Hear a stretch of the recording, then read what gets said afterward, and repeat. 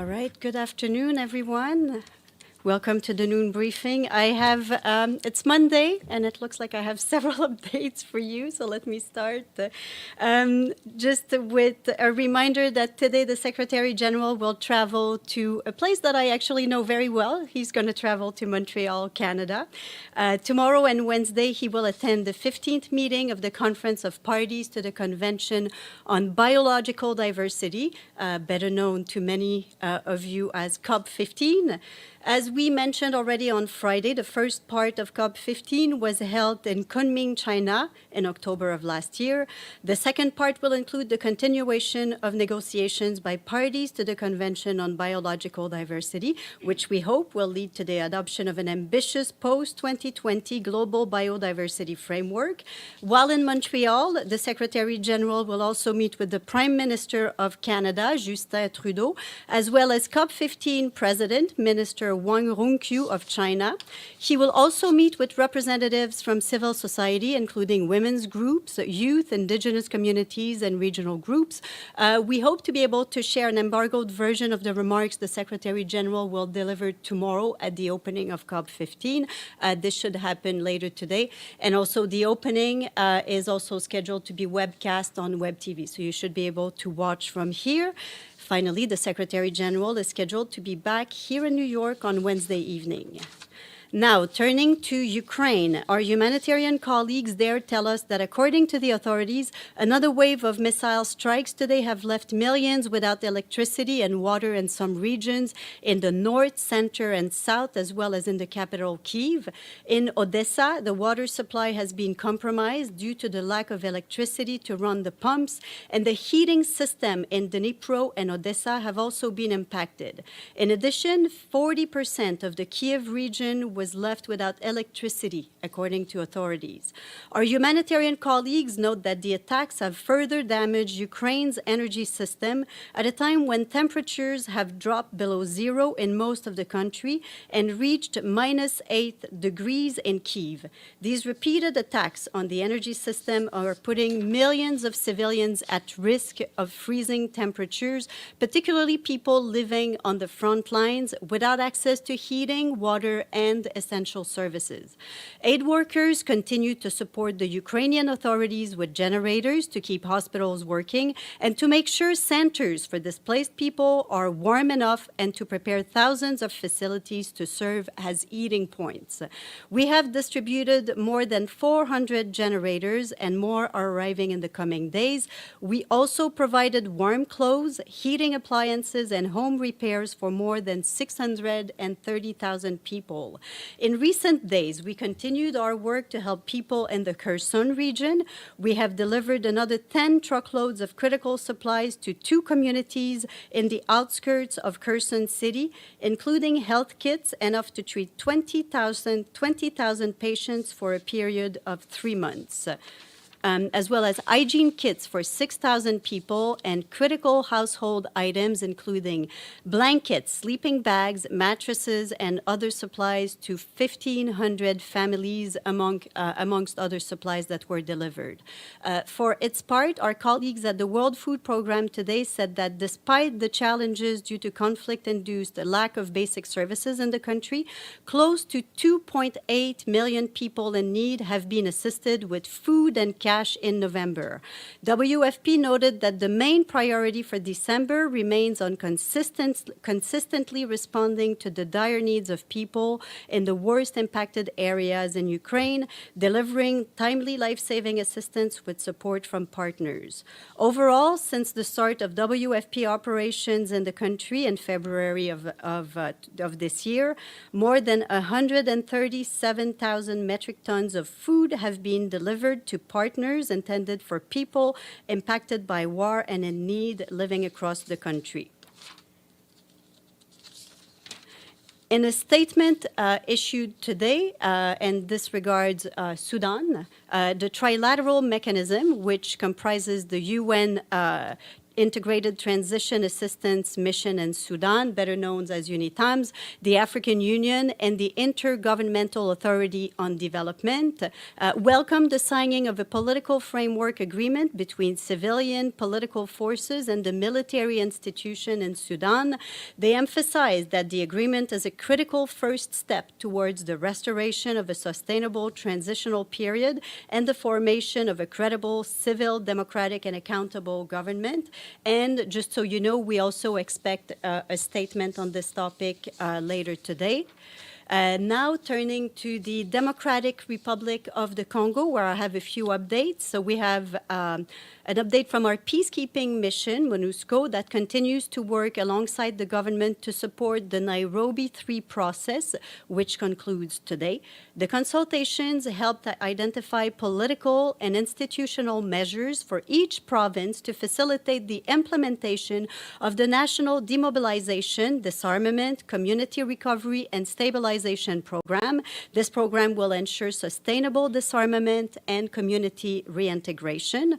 The mission also provided political, logistical, and technical assistance to the Nairobi consultations between the government of the DRC and the Congolese armed groups in support of the East African Community Facilitator, former President Uhuru Kenyatta. And staying in the country, in the east and the North Kivu province, our humanitarian colleagues tell us that civilians continue to bear the brunt of the conflict between the Congolese army and the M23 armed group. Since March of this year, the renewed clashes have displaced more than 390,000 people, mostly women and children. They are living with host families or in sites for displaced people across the territories of Rutshuru, Nyiragongo, Lubero, Masisi, and in the city of Goma as well. We and our partners continue to help people impacted by this crisis. We have provided food to more than 130,000 people, distributed water to hundreds of families per day, and more than 1,500 malnourished children are receiving appropriate care. As needs are rising, we need to be able to continue to support people and to scale up the response. This is why, together with our humanitarian partners, we are appealing for nearly $50 million.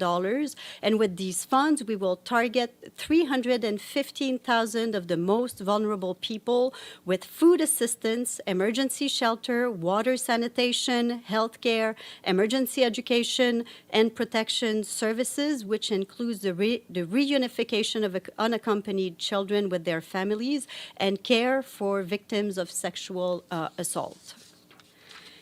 In Yemen, I understand that on Friday or earlier than that last week, there was a request for a humanitarian update in Yemen. So our colleagues are telling us that despite the reduction in hostilities this year, humanitarian needs in the country remain extremely high. More than half the population, 17 million people, are facing acute food insecurity, and millions are still displaced.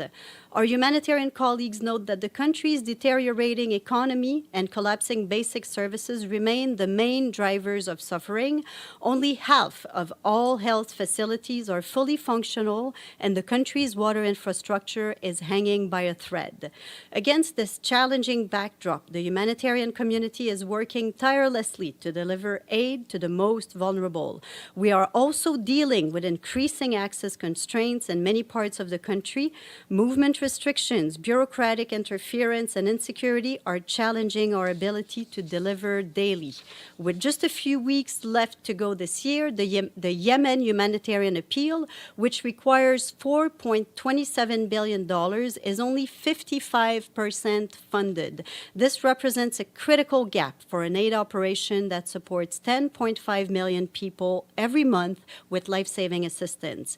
We're grateful, as you know, to all donors who have contributed to the appeal. Despite the many crises demanding our attention, we need continued support for the people of Yemen. And also a quick update from Indonesia. Our humanitarian colleagues note that Mount Semeru, the volcano there, spewed hot clouds and other volcanic materials yesterday. According to local authorities, some 2,000 people are temporarily displaced at 11 sites for displaced people, and that is as of yesterday. Our colleagues say that the local government is obviously leading the response, but we continue to monitor the situation, and we stand ready to assist if needed. And this morning, the Security Council here held a meeting on threats to international peace and security.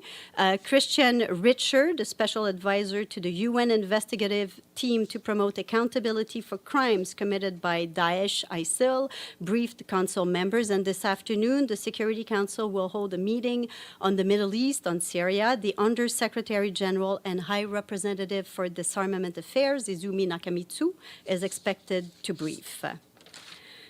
And now we have a report to mention. The International Labour Organization, the Lloyd's Register Foundation, and Gallup released a joint analysis showing that more than 1 in 5 people, that is almost 23%, have experienced violence and harassment at work, whether it is physical, psychological, or sexual.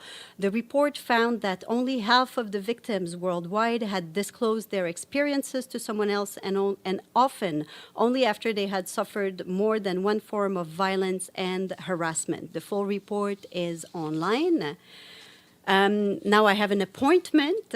Giles Dewley of the United Kingdom has been appointed the first ever UN Global Advocate for Persons with Disabilities in Conflict and Peace-Building Situations. Mr. Dewley is a documentary photographer, writer, storyteller, and the Chief Executive Officer of the Legacy of War Foundation. His work focuses on the long-term humanitarian impact of conflict. In 2011, while working in Afghanistan, Mr. Dewley was severely injured by an improvised explosive device and was left a triple amputee. Mr. Dewley will complement the work of the Special Rapporteur on the Rights of Persons with Disabilities. He will advocate for the universalization of the Anti-Personnel Mine Ban Convention and the Convention on the Rights of Persons with Disabilities. And we are reaching the end.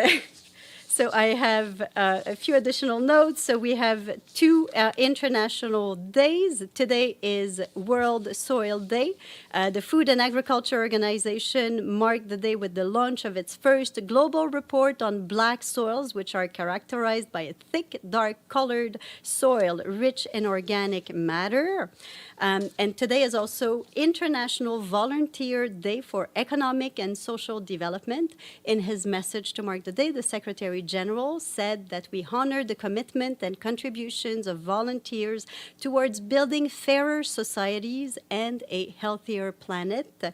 The full message is online. And one final note. So we end, and on a good note, by reporting that Tonga has paid its dues in full for 2022. We are now at 138 fully paid up member states for the year. And that is it. I can now take your questions. Edie, please go ahead. Thank you very much, Stephanie.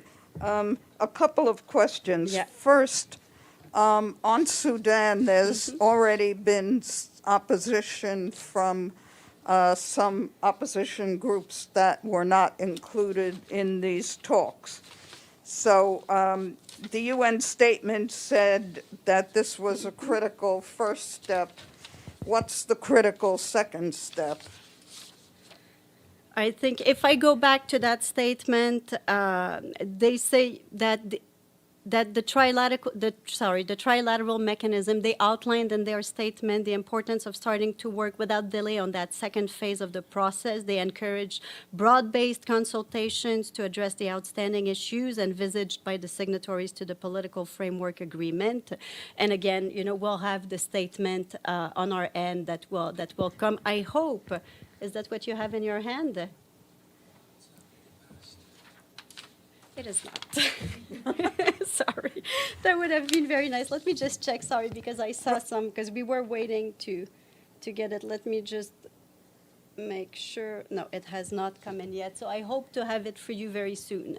I hope that it's going to address the fact that it's quite a broad agreement without a lot of details, and there is already pretty strong opposition. Secondly, on Iran, does the Secretary General have any comment on the announcement by Iran's Attorney General that they are disbanding the morality police? Yeah. So we've seen the reports over the weekend, some of them conflicting. So on the general principles, our position remain unchanged. And as the Secretary General reiterated, it's important that the rights of women and girls be fully respected. And just a quick question about tomorrow. There is a briefing on Ukraine in the Security Council tomorrow morning. Who's going to be briefing? I believe, if I'm not mistaken, let me just double check. I believe it's Martin Griffiths and possibly somebody else. Let me just double check on this. If not, I can confirm to you after the briefing. Yeah, so you see, Martin is expected to brief. Yes, any other questions? Yes, please go ahead. Volodymyr Yurchenko, National News Agency of Ukraine, Ukrinform. On Sunday, the Guardian newspaper wrote the following.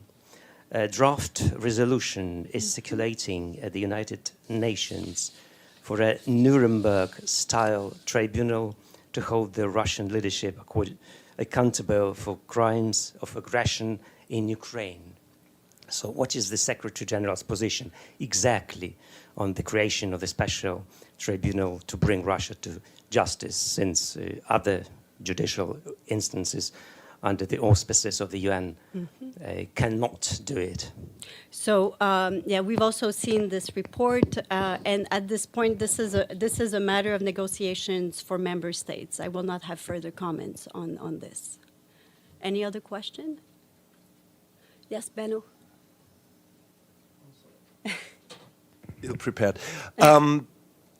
Same topic, but not about the negotiations or the draft resolution, but I guess the Secretary General has a position on if there should be an international tribunal about war crimes possibly committed in Ukraine, and there has to be a position that you can tell us. No? I think I'll refer you to what Stefan said on that last week. He was asked a few times. Let me just grab the... Yep.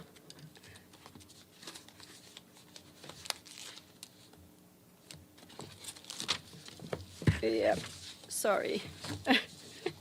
It's very... Yep. So let me just...